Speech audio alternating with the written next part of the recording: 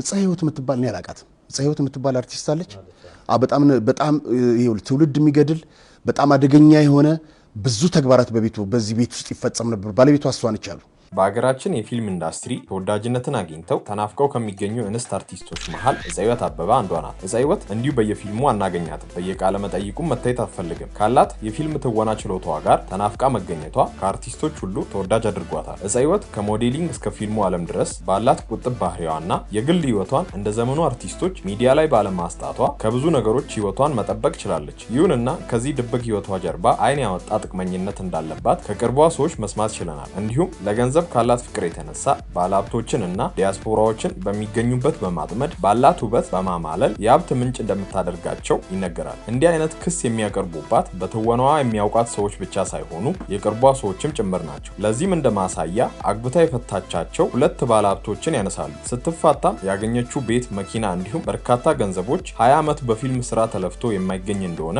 እነዚህ ሰዎች ይጠቅሳሉ። በእርግጥ ጸህይወት 2 ያልተሳኩ ትዳሮች እንዳሏት ይታወቃል። እንደሚታወቀው የኔቲዩብ ገለልተኛ ታማኒ መረጃዎችን የሚያቀርብ የናንተው ቻናል ነው። በመሆኑም አርቲስት ጸህይወትን በተመለከተ ጉዳዩን በገለልተኛነት ማጣራት በማድረግ የሚወራው ተራ አሉባልታ ወይስ እውነቱ ምንድነው የሚለውን በዚህ ቪዲዮ መጨረሻ ላይ የራሳችንን ምልከታ እናስደምጣችኋለን። እስከ መጨረሻው በመቆየት እኚህን ጨምሮ ስለ ጸህይወት ያልተሰሙ 5 ሚስጥሮችን በቅደም ተከተል ያድምጡ። ውድ ቤተሰቦቻችን ስለ አርቲስቶች የግል ህይወት እንዲህ ያሉ ነገሮች መነሳታቸውስ ምን ያህል ተገቢ ነው ብለው ያስባሉ? አንዴ ህዝብ ፊት ወጥተው ፐብሊክ ፊገር እስከሆኑ ድረስ ስለ ግል ህይወታቸው መነሳቱ አይቀርም ከሚሉ ወገን ናችሁ ወይስ የለም ስለ ህይወታቸው አያገባንም ስራቸውን ብቻ ካየን ይበቃናል ከሚሉት? ሐሳባችሁን በጨዋ መንገድ ኮሜንት ላይ አጋሩ። ለቻናሉ እንግዳ ከሆናችሁ ሰብስክራይብ በማድረግ ቤተሰቡ ነው። ቪዲዮን ላይክ እና ሼር አድርጉ እያልን በቀጥታ ወደ ቪዲዮ እናልፋለን።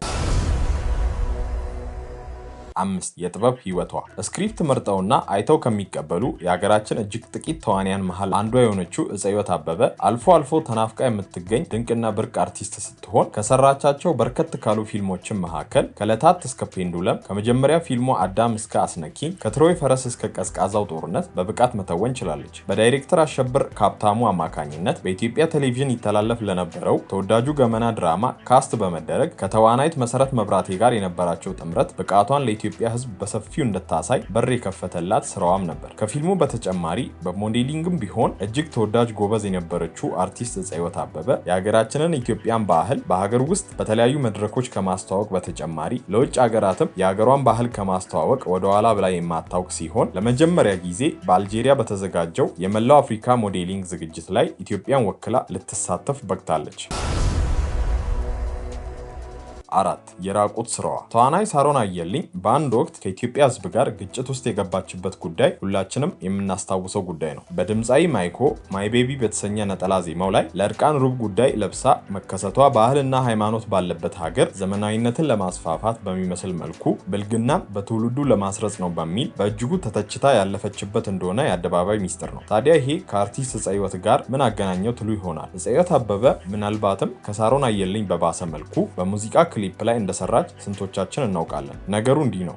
በፊት ሳምቮል የተሰኘ ቀዋጭ ሙዚቀኛ ነበር። ሙዚቀኛው ሂፕ-ሆፕ የተሰኘ መስመር ተከትሎ የሚፈስና ሀገርኛ ግጥሞችን በመጨመር የሚታወቅ ዘፋኝ ነበር። በወቅቱ በወጣቶች ዘንድ እጅግ የሚወደድ ሲሆን በተለይም ተይ የተሰኘ የሙዚቀኛው ስራ የሚያክለው የለም በሚለው ላይ ብዙዎች ይስማማሉ። ታዲያ ይሄ ሙዚቃ በሞዴልነት ያሳተፋት አርቲስት ጸህይወት አበበን ነበር። በዚህ ክሊፕ ላይ በጡት ማስያዣና ፓንት ሊያው እንደ ሳሮን በዋና ገንዳ ብቻ ሳይሆን በጭፈራ ቤቶችም ጭምር ስትጨፍር ታይታለች። የሚገርመው ጉዳይ ደግሞ ጆኒ ራጋ፣ ታደለ ሮባ፣ ብርሃኑ ተዘራ ሳይቀሩ መሳተፋቸው ነበር። እነዚህ ዝነኞች በወቅቱ የሙዚቃ ኢንዱስትሪ ሌጀንዶች ነበሩ። እንዲህ ባለ ባህል የሚጻረር ሙዚቃ ላይ መሳተፋቸው አስገራሚ ሆኖም ነበር።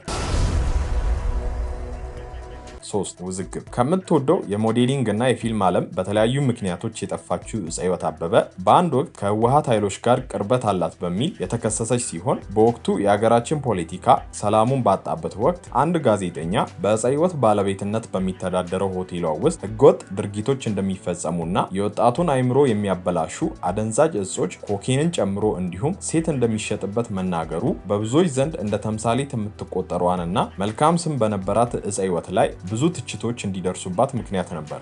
በተደጋጋሚ ፖሊስ ምርመራና ክትትል ሲያደርግበት ነበር። አንደኛ ኮኬን ይሸጥበታል ቤት ውስጥ። እሱ ብቻ ሳይሆን የህወሓት የጠፋው ህወሓት ካንሰር የተገላገልነው ህወሓት የነሱ ርዝራዥ ልጆች እዛ ቤት ውስጥ ያመሻሉ። 100,000 አንድ ሰው እንደሚበትን ታውቃለህ? ያረጋገጥኩት ነው። በዚህ ጉዳይም ላይ መልስ ስትሰጥ ስሜ ያላግባብ ተነስቷል፣ የስም ስብራት ደርሶብኛል ስትል ብትናገርም በእርግጥ ቦሌ አካባቢ የሚገኘው ባርዳስ የተሰኘው ሆቴሏ የሷ እንደነበረና ከ4 ዓመት በፊት እንደሸጠችው የራሷ እንዳልሆነ ተናግራለች። የሆነ ሆኖ ከህወሓት ኃይሎች ጋር አላት ስለተባለው ግንኙነት ምንም ባይባልም የቀረበባት ክስ የተሳሳተ መሆኑን ጋዜጠኛውም ጭምር ያመነበት ጉዳይ ሆኖ አልፏል።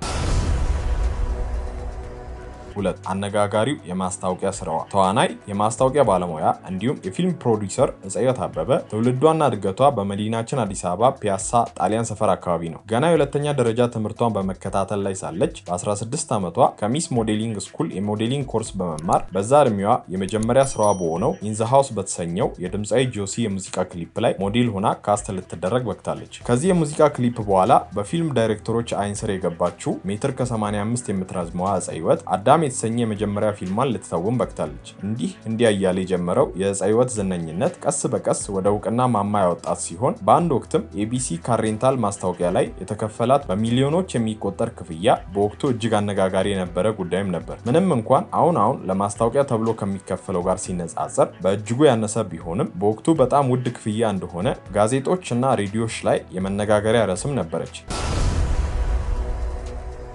1 ቀፋዩዋ እፀይወት አበበ በትወና ብቃቷ በእጅጉ የምትወደድ አርቲስት ብትሆንም በነበሯት ትዳሮቿ ግን የተለያዩ ነገሮችን ተብላለች። በአንድ ወቅት በመዲናዋ ትልቅ ሆቴል የነበራት ሲሆን ባለሀብት ከሚባሉ እንስት አርቲስቶችን መሃል ትመደባለች። ታዲያ ይህ የሀብት ምንጯ ከየት ነው የሚለው የብዙሃን ጥያቄ ነው። በፊልሙ ዓለም የሚከፈለው ገንዘብ በእፀይወት ጊዜ የሚታወቅ ነው በማለት ጉዳዩን የሚናገሩ በርካቶች ናቸው። እያገባች የምትፋታው ሀብት ለመካፈል ነው ሲሉም የሚናገሩ የቅርቧ ሰዎች ይገኛሉ። ለአብነትም ተስፋ ስንታየው ከተባለ ከበርቴ ዲያስፖራ ፕሮሞተር አፍሪካን ፎሎ ፒስ ፋውንደር ጋር የፍቅር ግንኙነት የጀመረችው ተወዳጇ አርቲስት እፀይወት አበበ ከዚህ የናጠጠ ዲያስፖራ ጋር በመጋባት በትዳር ብትጣመርም እንዳለመታደል ሆኖ እንደ አብዛኛው የሀገራችን ዝነኞች 2 ልጆችን ካፈሩበት ትዳራቸው በ2009 ዓ.ም በፍቺ ተለያይተዋል። ከ1 ዓመት በላይ ባለመግባባት ውስጥ የነበሩ ሲሆን በስተመጨረሻም ለዚህ እንደበቁ እንዲሁም ሲለያዩ በፍርድ ቤት ውሳኔ መሰረት 1 ቶዮታ መኪና፣ 2 ትራክተር እንዲሁም ኮንዶሚኒየም መኖሪያ ቤት 1.5